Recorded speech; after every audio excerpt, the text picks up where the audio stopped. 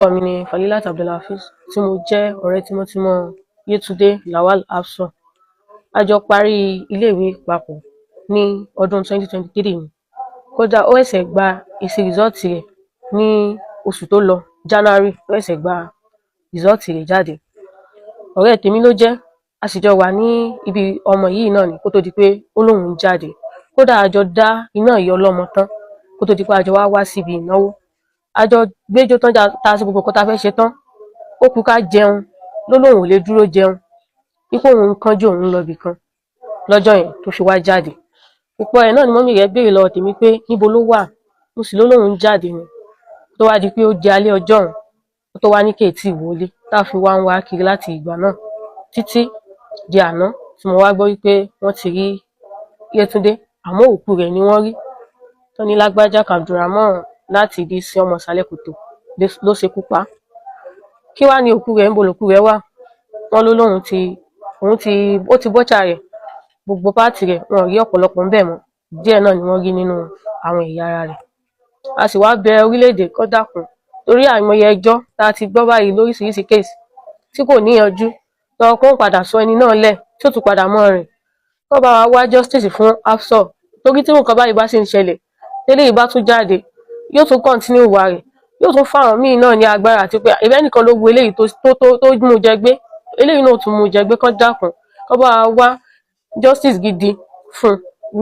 She deserves justice because kò kí ń ṣe ọmọ burúkú, kò kí ń ṣe ọmọ tó máa ń rìnrìn kúrin, kò kí ń ṣe ẹgbẹ́ ẹgbọ́n kan tí dáàdì rẹ̀ gbọ́ wípé kò kí ń pẹ́ níta tí ó fi wọlé padà. So definitely kò kí ń ṣe nǹkan, kì í ṣe ìfẹ́ inú rẹ̀ ó fi jáde lọ́jọ́ yẹn. Kò kí ń ṣe ọmọ tí ó jáde nílé tí ò ní sọ wípé ibi báyìí ni òun lọ. Ẹ jọ̀ọ́ nítorí Ọlọ́run ẹ bá wa wá justice fún Lawal Afson Yetunde Ajífàlà. Yes, sir.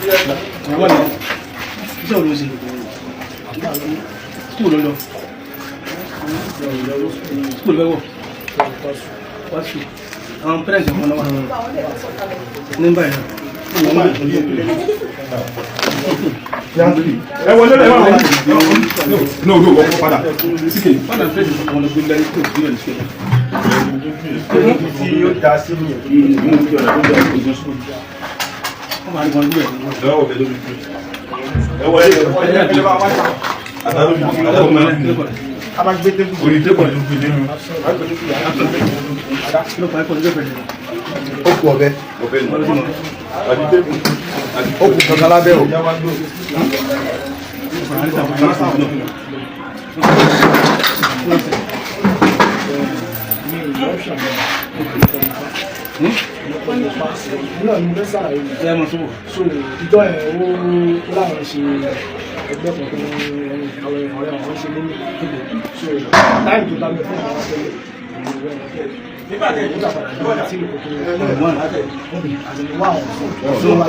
Lẹ̀kẹ̀rẹ̀ gan wà nílẹ̀ ó ti já àtàdà.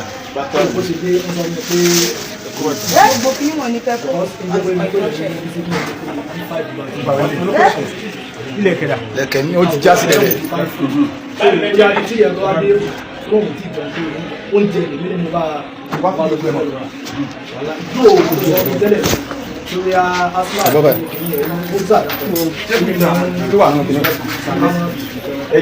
Ẹ̀jẹ̀ ní àyè. So ìjọ ìgbà tí mi máa ń ẹ̀jẹ̀ ti pé ní kíláàsì so èmi náà ṣọ́ọ̀kì bẹ́ẹ̀ ọ̀gbà tó àti pé ní ẹ̀sẹ̀ tí ó ti máa ní nípa àwọn ìṣàṣà ilé àgbáyé àti wọ́n jẹ́ kọ̀ọ̀kan ìjọ àti